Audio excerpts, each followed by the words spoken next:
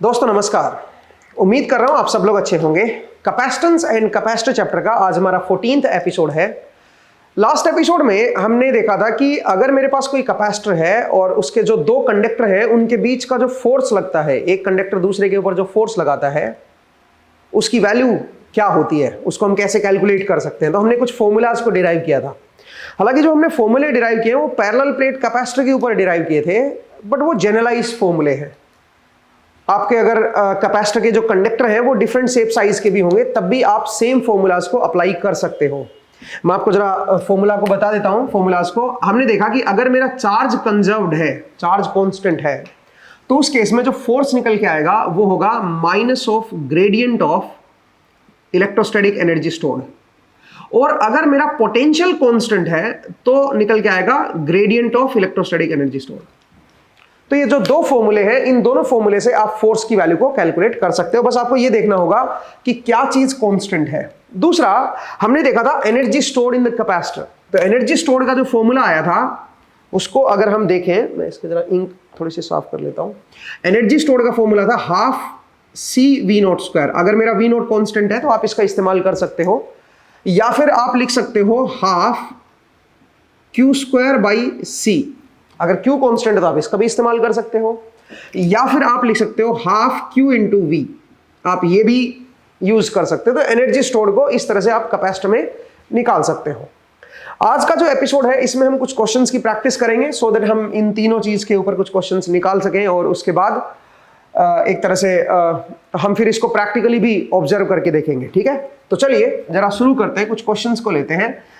पहला क्वेश्चन जरा देखिए। पहला क्वेश्चन मैं सिंपल ले रहा हूं, और क्वेश्चन कुछ इस तरह का है कि मान लीजिए मेरे पास एक पैरेलल प्लेट कैपेसिटर है जिसका एरिया जो है, जिसकी जो विड्थ है, मतलब प्लेट्स की जो विड्थ है वो आपको दे रखी है।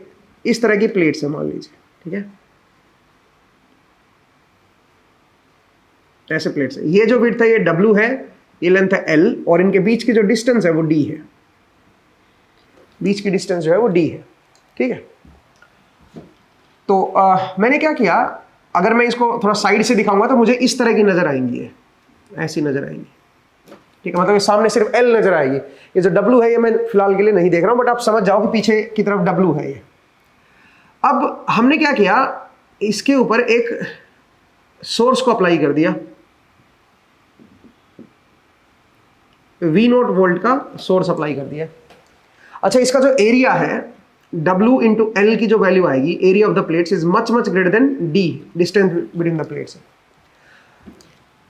यहां पे हमने एक पोटेंशियल डिफरेंस अप्लाई कर दिया इस पे। यहां पे x की वैल्यू 0 है और यहां पे x की वैल्यू जो है वो आपकी कैपिटल L के बराबर है, क्योंकि लेंथ जो है वो L है ना, और इनके बीच में डिस्टेंस है D।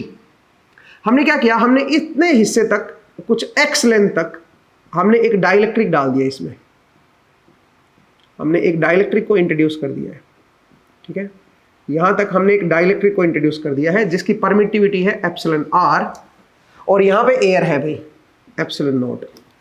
तो आपको बताना है मैं x की क्या वैल्यू लूं कि इसमें जो एनर्जी स्टोर्ड है इस हिस्से में और इस हिस्से में जो एनर्जी स्टोर्ड है वो दोनों बराबर हो जाए, ठीक है।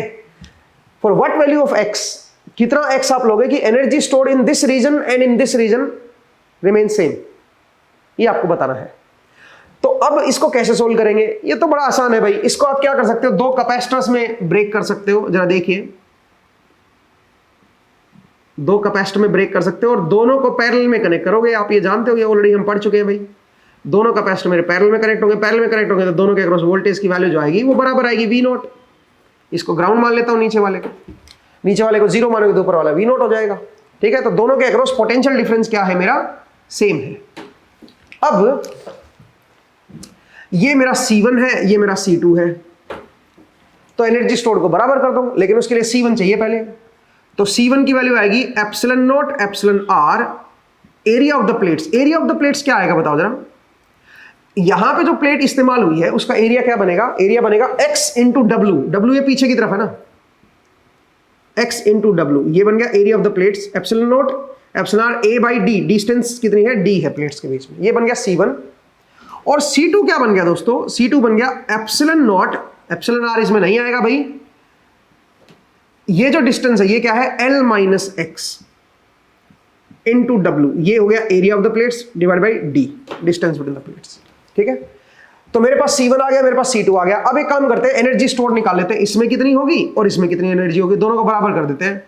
हाफ C1 V नॉट का स्क्वायर, मैं ये फॉर्मूला यूज कर रहा हूं बिकॉज वोल्टेज मेरा कांस्टेंट है, दोनों में कॉमन है वोल्टेज, तो ये जो एनर्जी आनी चाहिए वही एनर्जी क्या आनी चाहिए, half C2 V naught square बराबर आनी चाहिए। कट गया यहां से, हाफ से हाफ कट गया, तो C1 must be equal to C2। अगर C1 C2 दोनों बराबर है तो आप ये कह सकते हो कि एनर्जी स्टोर दोनों में बराबर होगी, तो दोनों को बराबर कर देते हैं भाई। तो अगर आप बराबर करोगे तो आप बोलोगे epsilon naught epsilon r W into x divide by d should be equal to epsilon naught into W into l minus x by D. ये दोनों बराबर होने चाहिए भाई, डी से डी कट गया, W से W कट गया, एप्सिलॉन नोट से एप्सिलॉन नोट कट गया, यहां से बन गया x into epsilon r is equal to l minus x, ये बनेगा भाई। तो अगर मैं x को एक तरफ ले जाऊं तो ये बन जाएगा l is equal to x into 1 plus epsilon r. तो यहां से x की वैल्यू आ गई है l divide by 1 plus epsilon r. ये मेरा क्या होना चाहिए, x होना चाहिए। मतलब ये कितना अंदर डाइलेक्ट्रिक को आप डालोगे, इतना अंदर अगर आप डाइलेक्ट्रिक को डालते हो तो एनर्जी स्टोर इसमें और इसमें दोनों में क्या हो जाएगी, बराबर हो जाएगी। ठीक है भाई, मुझे उम्मीद है आपको ये क्वेश्चन समझ आया। तो आसान प्रॉब्लम थी। अब चलिए नेक्स्ट प्रॉब्लम पे बढ़ते हैं। नेक्स्ट प्रॉब्लम जरा देखिए,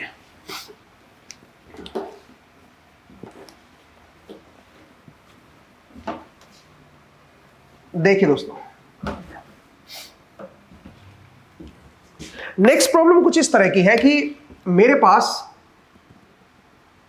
ये एक पैरेलल प्लेट कैपेसिटर है, ठीक है, इस तरह का पैरेलल प्लेट कैपेसिटर है, और इसमें इनके बीच की जो डिस्टेंस है, यहां पे x की वैल्यू 0 है, यहां पे x की वैल्यू d है, और यहां तक एक डाइलेक्ट्रिक डाल रखी है, ये डिस्टेंस है d1।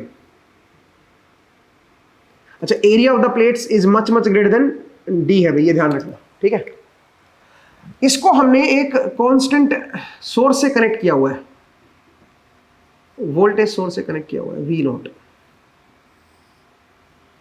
V note voltage source से कनेक्ट किया हुआ है। ये जो डाइलेक्ट्रिक है इसकी परमिटिविटी है एप्सिलॉन आर, जो बीच में जो डाइलेक्ट्रिक डाला हुआ ना, इसकी परमिटिविटी जो है, रिलेटिव परमिटिविटी, वो एप्सिलॉन आर है।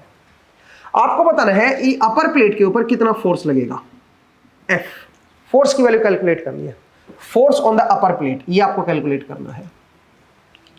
और एक बार ये सिचुएशन, एक बार डाइलेक्ट्रिक को मैं हटा दूंगा उस केस में, दोनों केस में आपको बताना है अपर प्लेट के ऊपर कितना फोर्स लगेगा, कौन से केस में ज्यादा फोर्स होगा। ठीक है, एक बार हमने डाइलेक्ट्रिक को डाल रखा है और एक केस में डाइलेक्ट्रिक को नहीं डाला है। ठीक है, एक केस में खाली है। तो दोनों केस में हमें फोर्स जो अपर प्लेट पे लगेगा उसको कंपेयर करना है कि फोर्स किस केस में ज्यादा होगा और कितना ज्यादा होगा, वो अपने को देखना है। तो पहले इसी केस को जरा देख लेते हैं भाई। तो इस केस में क्योंकि मेरा वोल्टेज डिफरेंस प्लेट के ऊपर कांस्टेंट है, तो अब यहां पे जो फोर्स होगा इसको मैं लिखूंगा FV, and it comes out to be gradient of WE। Minus नहीं आएगा इसके अंदर क्योंकि पोटेंशियल डिफरेंस मेरा कांस्टेंट है। तो ये जो फोर्स होगा इसको मैं FV लिख देता हूं, इसकी वैल्यू ये आएगी। ठीक है, तो सबसे पहले एनर्जी स्टोर्ड निकालते हैं कि कितनी एनर्जी स्टोर्ड इसके अंदर हो रखी है। उसको कैसे देखोगे, उसके लिए मैं एक काम करता हूं, यहां पे इसको d नहीं लेते, यहां पे इसको वेरिएबल ले लेते, बाद में d पुट कर देंगे। इसको मैं x इक्वल टू 0 लेता हूं, इसको मैं x इक्वल टू x ही ले लेता हूं, सोचिए। ठीक है, और ये x इक्वल टू d1 हो जाएगा भाई, इसको आप d1 बोलिए। ठीक है, इसको आप x इक्वल टू d बोलो, इसको d1 बोल दो ना। ठीक है, तो ये है x इक्वल टू d1। अब सुनिए, मैं अगर इसको कैपेसिटेंस को कैलकुलेट करूंगा तो कैपेसिटेंस क्या आएगा, इसमें दो कैपेसिटर हैं भाई, और दोनों कैपेसिटर को सीरीज में लगा सकता हूं भाई मैं।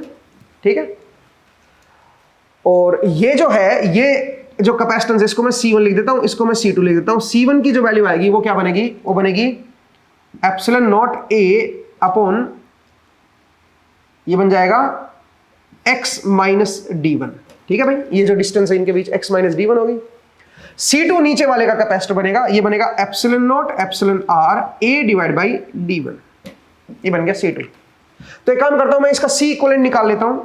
तो C इक्विवेलेंट क्या हो जाएगा, C1 C2 divide by C1 plus C2, आप जानते हो सब लोग, और उसकी वैल्यू जो आएगी वो बनेगी epsilon naught A divide by x minus D1, epsilon naught epsilon R A divide by D1।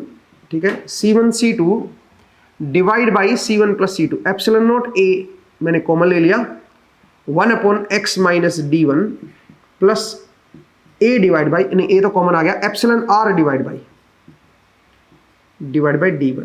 ये मेरे पास क्या आ गया, इक्विवेलेंट कैपेसिटेंस आ गया। एप्सिलॉन नॉट ए को कैंसिल कर दो तो C इक्विवेलेंट जो बनेगा मेरे पास, it comes out to be epsilon naught epsilon R A divide by D1 into x minus D1, यहां पे आ गया। और यहां से अगर आप एलसीएम लोगे तो D1 into x minus D1 divide by D1 plus epsilon R into x minus D1, ये बन जाएगा और ये यहां से कट गया। ठीक है, तो हमारे पास C इक्विवेलेंट की वैल्यू आ गई epsilon naught epsilon R. Calculation जरूर चेक कर लेना भाई एक बार, क्योंकि ऐसा हो सकता है कि मैं जो है वो कैलकुलेशन मिस्टेक कर दूं, क्योंकि कई बार हो जाती है, पता नहीं चलता है। स्टूडेंट कोई बैठा नहीं ना क्लास में, मुझे रिकॉर्ड करनी होती है क्लास, ठीक है, तो इसलिए आप जरूर ये देख लीजिएगा। C इक्विवेलेंट हमारे पास ये आ गया। अब बताओ एनर्जी स्टोर्ड कैसे निकालेंगे, वो बनेगी हाफ, जो WE निकल के आएगी, it comes out to be half C equivalent V naught square, it comes out to be 1/2 epsilon naught epsilon R A divide by D1 plus epsilon R into x minus D1, ये बन गया, into V naught square. ये मेरे पास जो है वो आपका WE आ गया। अब मुझे क्या लेना है, मुझे इसका ग्रेडियंट लेना है, उतना मेरे पास क्या आ जाएगा, फोर्स, और बाद में फिर x की वैल्यू को d पुट कर देंगे। ठीक है, ऊपर वाली प्लेट मैंने वेरिएबल मान लिए पहले। ठीक है, तो यहां से अब मैं इसका अगर ग्रेडियंट निकालूंगा तो क्योंकि ये x के साथ वेरी कर रही है सिर्फ, तो x के रेस्पेक्ट में डेरिवेटिव ले लो भाई। ऊपर वाली जो टर्म है वो तो यूं क्यों बाहर आ जाएगी, 1/2 epsilon naught epsilon R A V naught square, इसको तो बाहर ले लो भाई, और बाकी जो है उसका डेरिवेटिव ले लो with respect to x, 1/D1 plus epsilon R into x minus D1। ये आपको सोल्व करना है। अब इसको कैसे सोल्व करोगे जरा देखिए, 1/2 epsilon naught epsilon R A V naught square, और नीचे जरा देखिए, नीचे इसका स्क्वायर हो जाएगा D1 plus epsilon R X minus D1, इसका आप स्क्वायर कर दो, और यहां पे क्या आ जाएगा, माइनस एप्सिलॉन आर। एक बार जरा देख लीजिए भाई सही है क्या, आई थिंक ठीक है। ये मेरे पास इसका डेरिवेटिव आ जाएगा। ठीक है, तो अब ये आ गया gradient of electrostatic energy, and this must be equal to FV। अब आप बोलोगे सर FV में तो नेगेटिव आ गया, नेगेटिव कुछ नहीं बता रहा, नेगेटिव सिर्फ अट्रैक्शन को बताता है। तो यहां से FV की वैल्यू मेरे पास आ गई है भाई, और वो क्या आई है, ये बन गया 1/2 एप्सिलॉन नॉट एप्सिलॉन आर का square, epsilon naught epsilon R का square A V naught square divide by D1 plus epsilon R into x की जगह पे अब D पुट कर दो, D माइनस D1। ठीक है, और इसका होल स्क्वायर हो जाएगा भाई। ठीक है, जरा देखिए भाई, ये मेरे पास क्या आ गया, फोर्स ऑफ अट्रैक्शन आ जाएगा। माइनस कुछ नहीं है, माइनस का मतलब सिर्फ अट्रैक्शन को दिखा रहा है बस। तो आप जरा देखिए कि कैसे हम कौन सा एक्सप्रेशन का इस्तेमाल करेंगे, कैसे इसको हम कैलकुलेट करेंगे। ठीक है, मुझे उम्मीद है आपको ये समझ आया। चलिए अब एक स्टेप और आगे चलते हैं, और जरा देखिए नेक्स्ट स्टेप जो है, एक और क्वेश्चन जरा सोल्व करते हैं।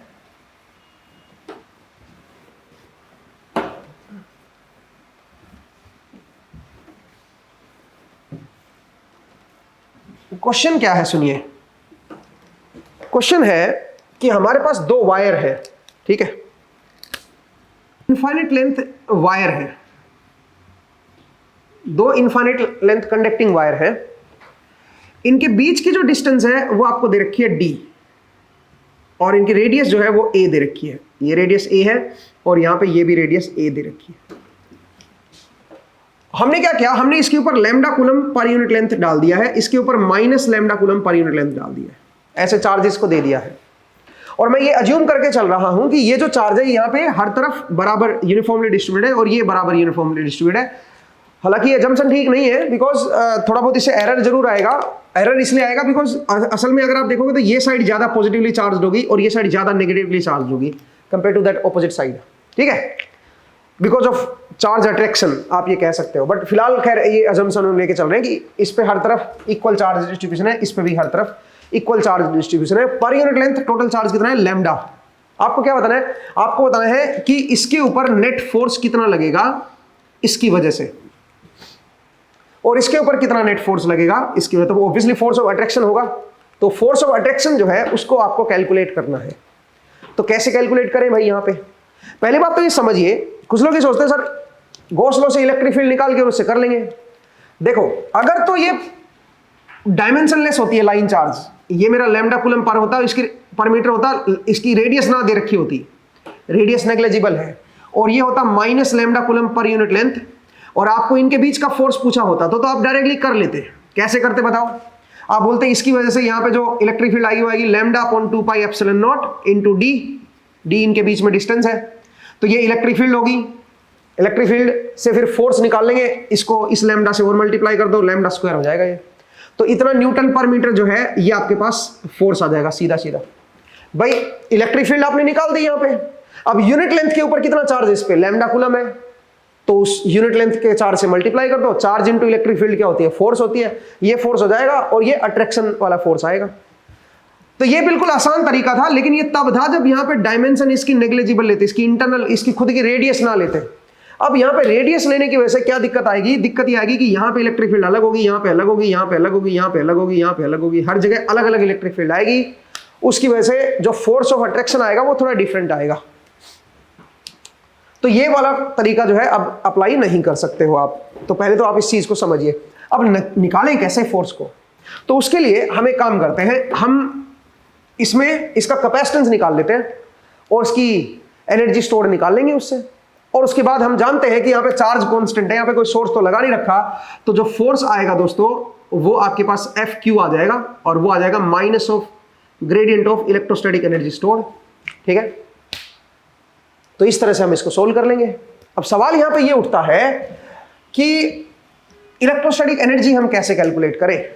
ठीक है, तो मैं काम करता हूं, मैं इसको इधर x डायरेक्शन ले लेता हूं, ये जो पॉइंट है इसको x इक्वल टू 0 लेता हूं, इसका सेंटर को, और यहां पे कोई जनरल पॉइंट ले लेता हूं पहले, जो कि इससे x डिस्टेंस अवे है।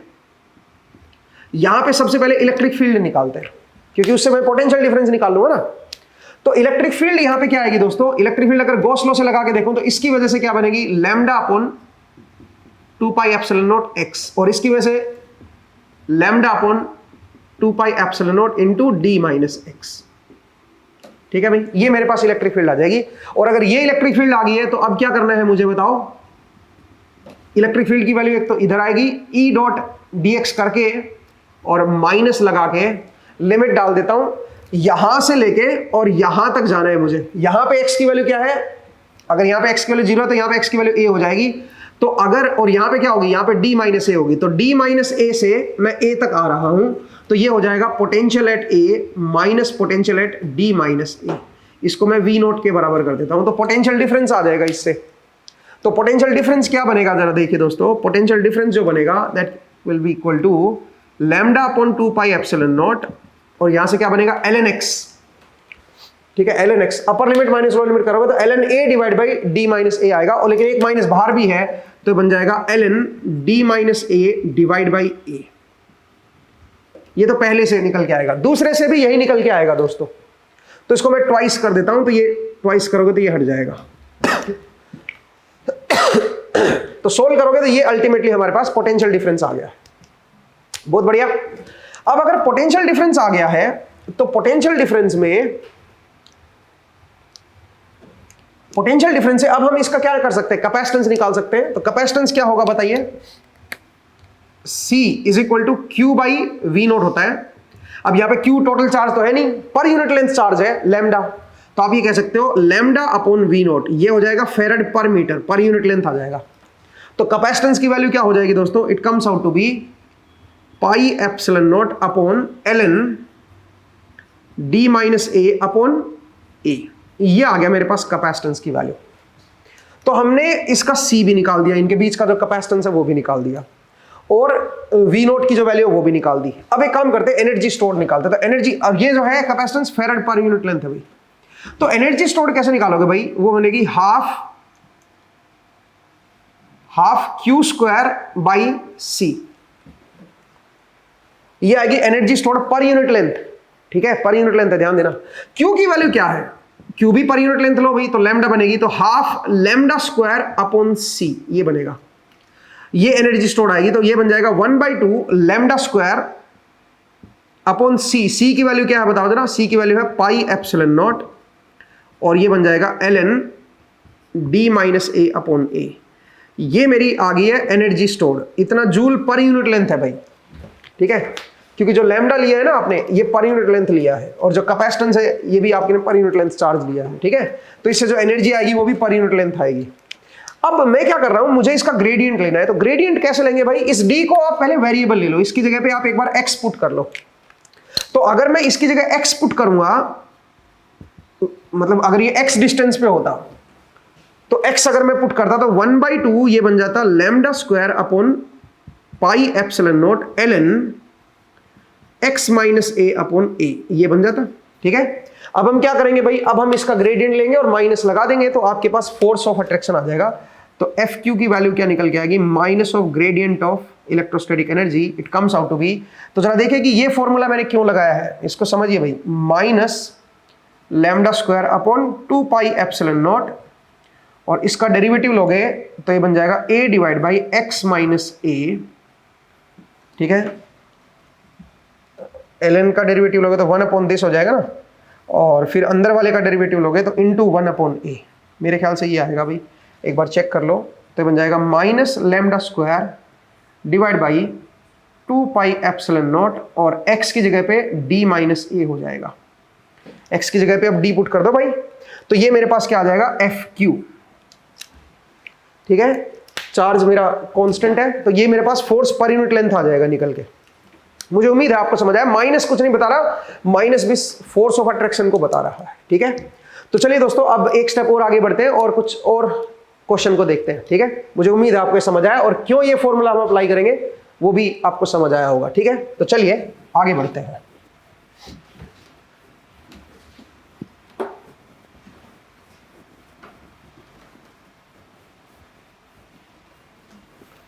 देखिए दोस्तों, कुछ इस तरह की प्रॉब्लम है कि मेरे पास दो आइसोलेटेड कंडक्टिंग लाइंस है, ये भी कंडक्टर है, ये भी कंडक्टर है, इसकी रेडियस है a, इनफाइनाइट लेंथ है भाई, और इसकी रेडियस भी a है, और इनके बीच में सेंटर टू सेंटर जो डिस्टेंस है वो आपको दे रखी है d, सेंटर टू सेंटर जो डिस्टेंस दे रखी है वो d दे रखी है।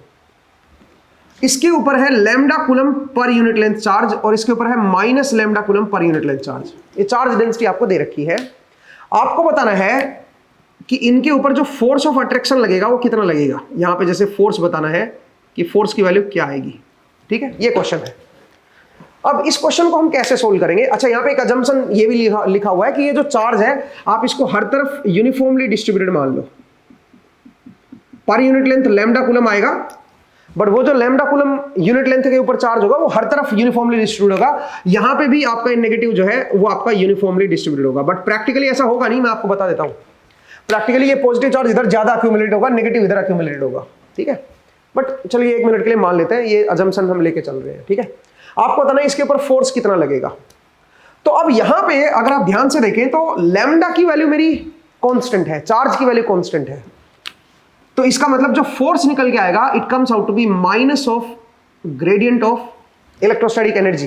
तो अगर मैं इलेक्ट्रोस्टैटिक एनर्जी निकाल लूं यहां पे कितनी स्टोर्ड है और उसमें माइनस लगा दूंगा उसका ग्रेडियंट लेके, तो मेरे पास यहां पे फोर्स ऑफ अट्रैक्शन निकल के आ जाएगा कि कितना फोर्स होगा, क्योंकि यहां पे चार्ज कांस्टेंट है, पोटेंशियल डिफरेंस हम यहां पे नहीं ले रहे, चार्ज को ले रहे हैं। ठीक है, तो अब अच्छा एक डाउट आपको और भी आएगा, आप बोलोगे, कुछ स्टूडेंट ये सोचते हैं कि सर देखो जब दो लाइन चार्ज होते हैं, इसके ऊपर lambda coulomb per unit length है और इसके ऊपर minus lambda coulomb per unit length है, और इनमें फोर्स अगर पूछा जाए फोर्स पर यूनिट लेंथ, तो हम इजीली कैलकुलेट कर सकते हैं। इसकी वजह से पहले यहाँ पे इलेक्ट्रिक फील्ड बताओ, वो बनेगी lambda upon 2 pi epsilon not D, ये इलेक्ट्रिक फील्ड हो जाएगी।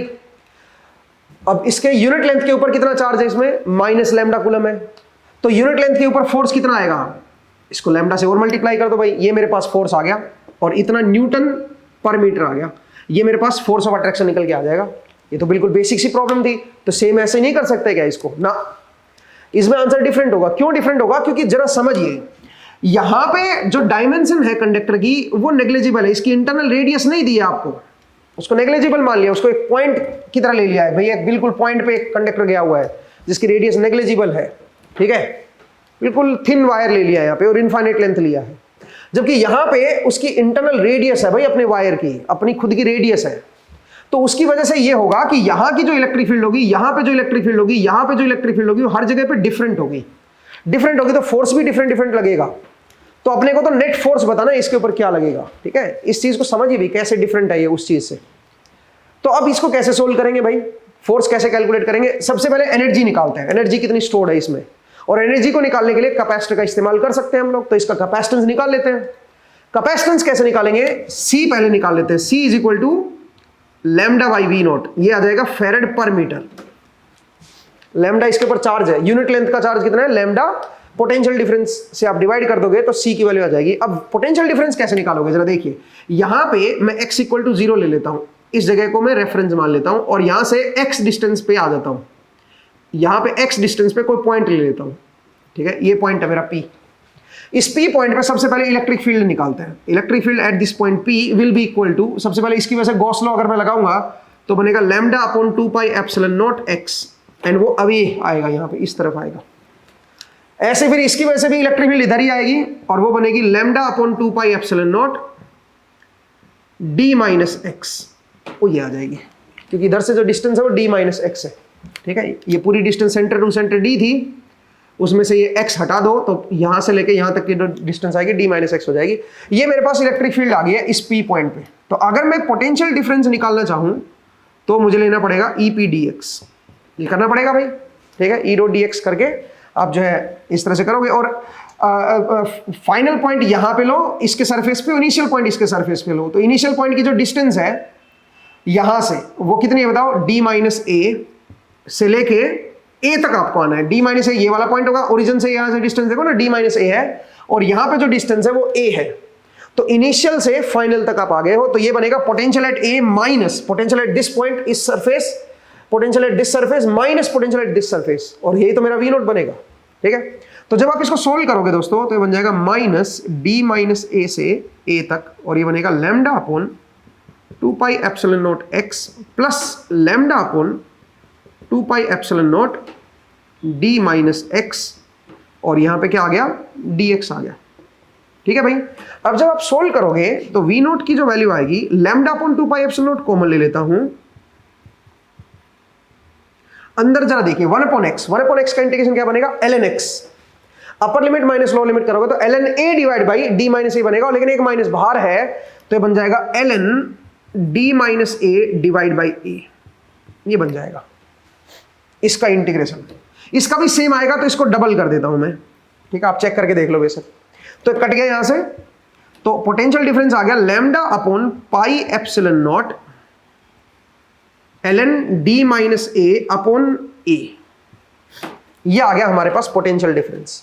तो अब मैं कैपेसिटेंस निकाल लेता हूं। तो C की जो वैल्यू आएगी वो आएगी पाई epsilon naught upon ln d minus A upon a।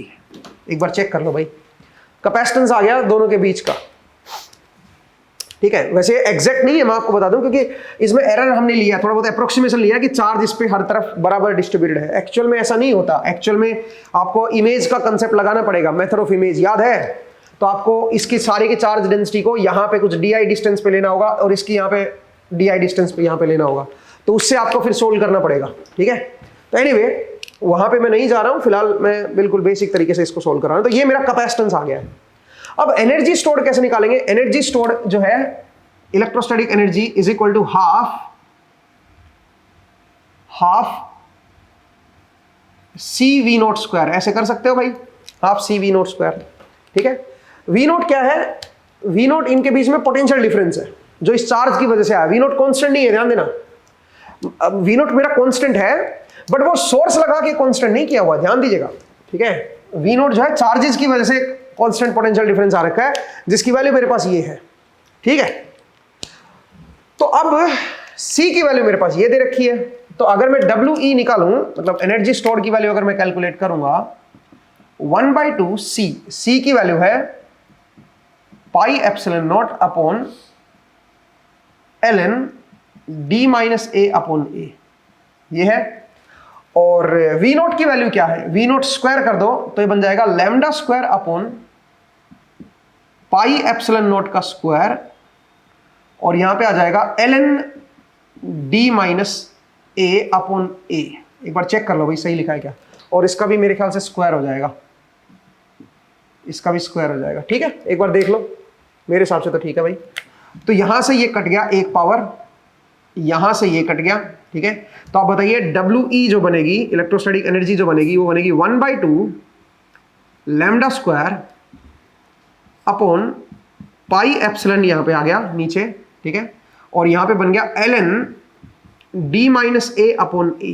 एक बार चेक कर लो भाई, ये आ गया मेरे पास electrostatic energy stored in terms of lambda and ये d। अब सुनिए, मुझे तो ग्रेडियंट चाहिए भाई इसका, तो ग्रेडियंट ऑफ WE कैसे निकालेंगे, उसके लिए वेरिएबल होना जरूरी है। तो एक काम करते हैं, इस कैपिटल D को मैं x मान लेता हूं, ठीक है।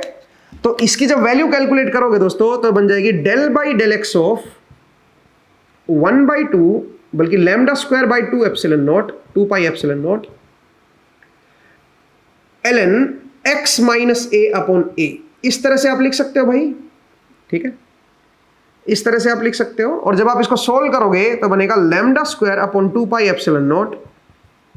जब इसका डेरिवेटिव लोगे तो बनेगा a divide by x minus A, ठीक है। इनटू में इसका डेरिवेटिव करोगे तो 1/a और आ जाएगा। ये मेरा फोर्स आएगा भाई, ठीक है, ये मेरा फोर्स निकल के आएगा। और माइनस जरूर लगाना है भाई इसके आगे, तो माइनस कर दो। ये माइनस कुछ नहीं सिग्निफाई कर रहा, माइनस बस ये बता रहा है कि भाई ये जो फोर्स आएगा ये अट्रैक्शन वाला फोर्स होगा, फोर्स ऑफ अट्रैक्शन होगा। तो इसकी वैल्यू जो है वो आपके पास आ जाएगी लैम्डा स्क्वायर। यहां से आप अगर देखोगे, इस माइनस को इग्नोर कर दो ना भाई, तो इसकी जो वैल्यू निकल के आएगी वो बनेगी lambda square upon 2 pi epsilon naught, और यहां पे आ जाएगा x माइनस ए। ये मेरा फोर्स ऑफ अट्रैक्शन बनेगा, ठीक है। इतना फोर्स, नेट फोर्स इसके ऊपर लगेगा भाई। मुझे उम्मीद है आपको ये समझ आया। अब चलिए नेक्स्ट एक और क्वेश्चन की तरफ बढ़ते हैं और उसको भी जरा देखते हैं भाई, ठीक है।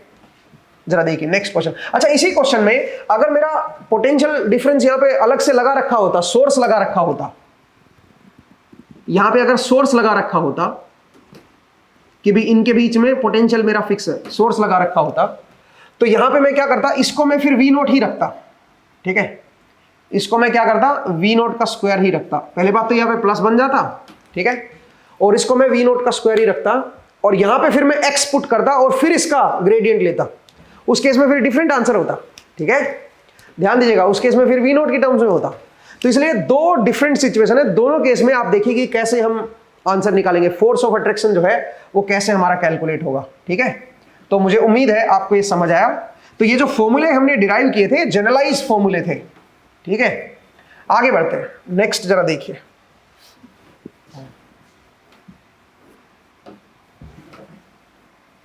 जरा देखिए दोस्तों, सिचुएशन कुछ इस तरह की है कि मेरे पास एक ऐसे पैरेलल प्लेट लगी हुई है, ठीक है, कंडक्टिंग प्लेट। यहां पे x की वैल्यू 0 है और यहां पे x की वैल्यू l है। इनके बीच में जो डिस्टेंस है वो d है, और इसकी जो विड्थ है वो w है। विड्थ जो है प्लेट की वो w है, मतलब जो एरिया आएगा प्लेट्स का वो बनेगा w into L, and that is much greater than d, आपको दे रखा है। अब यहां पे एक डाइलेक्ट्रिक स्लैब है जो इसमें हमने इंट्रोड्यूस की हुई है। इस तरह से हमने डाइलेक्ट्रिक स्लैब को इंट्रोड्यूस किया है, और यहां पे x की वैल्यू 0 है, इस जगह पे मान लीजिए x की वैल्यू x तक ही है, कुछ x यहां पे इंट्रोड्यूस हो चुकी है, और इसकी परमिटिविटी एप्सिलॉन r है और यहां पे परमिटिविटी एप्सिलॉन नॉट है, ठीक है। दूसरा हमने क्या किया, यहां पे हमने एक सोर्स लगा दिया, एक वोल्टेज सोर्स लगा दिया है, और यहां पे एक स्विच लगा दिया है, ठीक है। वोल्टेज सोर्स जो है वो V नॉट मैग्नीट्यूड का है। सवाल सुनिए क्या है, क्वेश्चन क्या है। क्वेश्चन ये है कि केस 1 में हम लोग स्विच को क्लोज कर रहे हैं, और केस 2 में हम लोग स्विच को ओपन कर रहे हैं। Switch is open. केस 2 में मेरा स्विच ओपन है, केस 1 में मेरा स्विच क्लोज्ड है। आपको बताना है फोर्स ऑन स्लैब क्या बनेगा। फोर्स ऑन स्लैब क्या होगा, आपको ये कैलकुलेट करना है दोस्तों।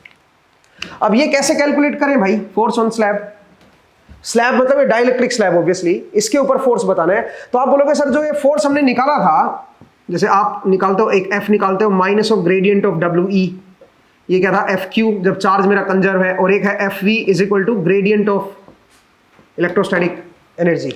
ये जो फोर्स था, ये फोर्स तो हमारा प्लेट्स के ऊपर था। तो क्या प्लेट्स के ऊपर जो फोर्स है वो और ये सेम ही निकलेगा क्या? हाँ, क्योंकि यहां पे इस बार हम प्लेट्स को मूव नहीं कर रहे, यहां पे इस बार स्लैब को मूव कर रहे हैं, और उसकी वजह से एनर्जी में बदलाव हो रहा है। ठीक है, इस बार जो एनर्जी में बदलाव हो रहा है वो स्लैब के मूवमेंट पे हो रहा है।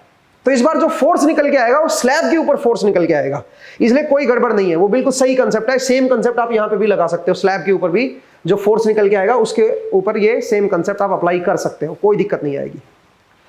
तो अब जरा सबसे पहले जरा देखते हैं केस 1 को। तो केस 1 में अगर आप ध्यान से देखें तो हमारे पास स्विच क्लोज्ड है, क्लोज्ड है तो V नोट की वैल्यू फिक्स रहेगी, फिक्स रहेगी तो आपके पास ये फॉर्मूला लगेगा। इसका मतलब जो फोर्स आएगा वो आएगा ग्रेडियंट ऑफ इलेक्ट्रोस्टैटिक एनर्जी। तो हम इलेक्ट्रोस्टैटिक एनर्जी को कैसे निकालेंगे, वो हमारे पास आएगा half C V naught square. तो अगर मेरे पास C आ जाए, C इक्वलेंट बोलिए इसको, अगर मेरे पास इसका इक्वलेंट कैपेसिटेंस आ जाए तो फिर हम उसका ग्रेडियंट निकाल लेंगे। अब इक्वलेंट कैपेसिटेंस कैसे निकालेंगे, इक्वलेंट कैपेसिटर के लिए हम क्या करेंगे, इसको दो हिस्सों में ब्रेक कर देंगे। आप जानते हैं उसका मॉडल बनाएंगे भाई, यहां से लेके यहां तक एक कैपेसिटेंस है C1 और ये जो है ये मेरा C2 है भाई, और पैरेलल में कनेक्ट है। तो क्या करोगे, C1 प्लस C2 हो जाएगा इक्वलेंट। ठीक है, C1 की वैल्यू क्या निकल के आएगी बताओ जरा, वो निकल के आएगी एप्सिलॉन नॉट एप्सिलॉन R। इसका जो एरिया है, एरिया कितना है बताओ जरा, यहां ये लेंथ है x into W by D, epsilon naught epsilon R A by D. Area जो है वो W इंटू एक्स हो गया, x को मैं थोड़ा सा ज्यादा वैल्यू का ले रहा हूं, ठीक है, मतलब सो दैट एरिया की वैल्यू D से मच ग्रेटर आ जाए और ये फॉर्मूला वैलिड हो। ये बन गया C1। C2 की वैल्यू जो आएगी वो आएगी एप्सिलॉन नॉट, एरिया क्या बनेगा, एरिया बनेगा L minus x into W divide by D, ये आ जाएगा C2। अब क्या करेंगे, अब C इक्विवेलेंट निकालेंगे। तो C इक्विवेलेंट क्या होगा, C1 प्लस C2 दोनों को जोड़ दो, तो यहां से epsilon naught W by D ये कॉमन आ जाएगा दोनों में से। अंदर जरा देखो, epsilon naught W by D common आ गया तो x इंटू एप्सिलॉन R यहां पे है, प्लस यहां पे क्या निकल के आएगा भाई, epsilon naught W by D common आ गया तो यहां पे L माइनस एक्स निकल आएगा, L माइनस एक्स। ये मेरे पास C इक्विवेलेंट आ गया। तो अगर मैं WE निकालूंगा, इलेक्ट्रोस्टैटिक एनर्जी निकालूंगा, it comes out to be 1/2 epsilon naught W by D V naught square into L plus X into epsilon R minus 1। एक बार जरा देख लीजिए भाई, सही लिखा है मेरे हिसाब से, ठीक है भाई। तो अब अगर मैं ग्रेडियंट निकालूंगा इसका, तो ऑब्वियसली मुझे x के रेस्पेक्ट में डेरिवेटिव लेना होगा, तो बन जाएगा 1/2 epsilon naught W V naught square by D, और x के रेस्पेक्ट में डेरिवेटिव लोगे तो बनेगा एप्सिलॉन R माइनस 1। ये आ जाएगा दोस्तों मेरे पास फोर्स। तो ये कौन सा फोर्स आ गया, इसके ऊपर जो फोर्स लगेगा FV, वो पता चल गया मुझे कि कितना फोर्स इसके ऊपर लगेगा। ठीक है, डाइलेक्ट्रिक स्लैब के ऊपर कितना फोर्स लगेगा। अगर मैं पोटेंशियल डिफरेंस को क्या रखूं, कांस्टेंट रखूं, तो V नोट बैटरी से अगर मैंने लगा के रखा है तो आपने देखा कि ये जो पोटेंशियल डिफरेंस है ये कांस्टेंट है, ये कांस्टेंट, इसमें कोई वेरिएबल टर्म आई ही नहीं, कोई x की ऐसी वेरिएबल टर्म बची ही नहीं। ठीक है, ये कांस्टेंट फोर्स लगेगा। वैसे मैं आपको बता देता हूं, जब भी आप डाइलेक्ट्रिक स्लैब को डालते हो तो जो इसके ऊपर फोर्स लगता है वो असल में फ्रिंजिंग फील्ड की वजह से लगता है।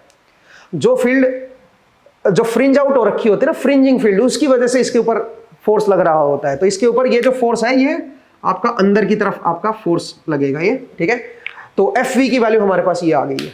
अब आइए दूसरा केस। दूसरा केस कौन सा है, जब हमारा स्विच ओपन है। जब स्विच ओपन है तो उस केस में इसके ऊपर चार्ज कांस्टेंट है, इसके ऊपर Q कांस्टेंट है। ठीक है, तो अगर मेरा Q कांस्टेंट है तो एनर्जी कैसे निकालोगे, WE की वैल्यू कैसे निकालोगे। तो उस केस में जो WE आएगा, केस नंबर 2 के लिए देखिए, अब केस नंबर 2 में half Q square by C आएगा। ठीक है, half Q square by C आएगा। Q मेरा कांस्टेंट है, इसके ऊपर जो भी चार्ज हमने पहले दिया था इसके ऊपर वो मेरा कांस्टेंट चार्ज है। ठीक है, वो आपका क्यू स्क्वायर बाई सी आएगा अब। और सी की वैल्यू जो है वो ये है, ये मेरे पास सी की वैल्यू है। तो इसका मतलब क्या बन जाएगा, ये बन जाएगा 1/2 क्यू स्क्वायर अपॉन सी इक्वलेंट। ठीक है, तो सी इक्वलेंट की वैल्यू क्या है, ये बनेगी epsilon naught W by D. ठीक है भाई, और यहां पे आ जाएगा L plus X into epsilon R minus 1, ये बन जाएगा डब्ल्यू ई। एक बार जरा देख लो भाई, क्यू की वैल्यू मेरी फिक्स है यहां पे। तो अब मैं क्या करूंगा, अब मैं इसका ग्रेडियंट लूंगा। तो पहले तो इसको सिंप्लीफाई कर लेता हूं, ये बन जाएगा D Q square upon 2 epsilon naught W. ठीक है, ये आ जाएगा, और इसका डेरिवेटिव लोगे तो नीचे क्या आ जाएगा, नीचे आ जाएगा L plus X into epsilon R minus 1, इसका स्क्वायर हो जाएगा भाई। ठीक है, और न्यूमरेटर में minus of epsilon R minus 1, और इसके आगे एक माइनस और भी लगाओगे भाई, तो ग्रेडियंट ऑफ डब्ल्यू ई जो है वो ये आएगा। ठीक है, इसके आगे एक और माइनस लगाओगे तो प्लस बन जाएगा। तो अल्टीमेटली जो मेरे पास फोर्स निकल के आएगा F Q, it comes out to be Q square into D divide by 2 epsilon naught into W. Numerator में बनेगा एप्सिलॉन आर माइनस 1 और डिनोमिनेटर में बनेगा L plus X into epsilon R minus 1, और इसका क्या हो जाएगा, स्क्वायर। एक बार जरा देख लीजिए भाई। ठीक है, ये आपको देखने को मिलेगा। अब सुनिए, इसको भी मैं क्या कर सकता हूं, इसको भी मैं सी की टर्म्स में भी कन्वर्ट कर सकता हूं वैसे, या क्यू को सी की टर्म्स में निकाल सकते हो आप। ठीक है, तो खैर वो आप कैलकुलेशन आप खुद करें। ठीक है, एंड मुझे उम्मीद है आपको ये समझ आया कि कैसे इन दोनों सिचुएशन को देखेंगे, कि अगर मेरा स्विच ओपन है तो कैसे हम फोर्स देखेंगे कि कितना फोर्स लगेगा, और अगर स्विच मेरा क्लोज्ड है तो फिर फोर्स क्या होगा। इन दोनों को हमने ऑब्जर्व किया, इन दोनों को हमने देखा। मुझे उम्मीद है आपको ये प्रॉब्लम समझ आई। तो चलिए दोस्तों, आज के लिए हम इतना ही करेंगे। अगले एपिसोड में फिर से आपसे मुलाकात होगी, और अगले एपिसोड में कुछ और नई प्रॉब्लम्स को डिस्कस करेंगे। ठीक है, तो मिलते हैं फिर अगले एपिसोड में। Thank you.